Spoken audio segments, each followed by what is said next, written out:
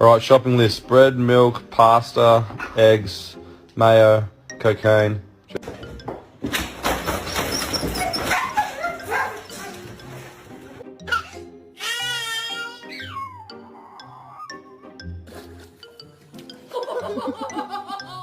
You give yourself concussion.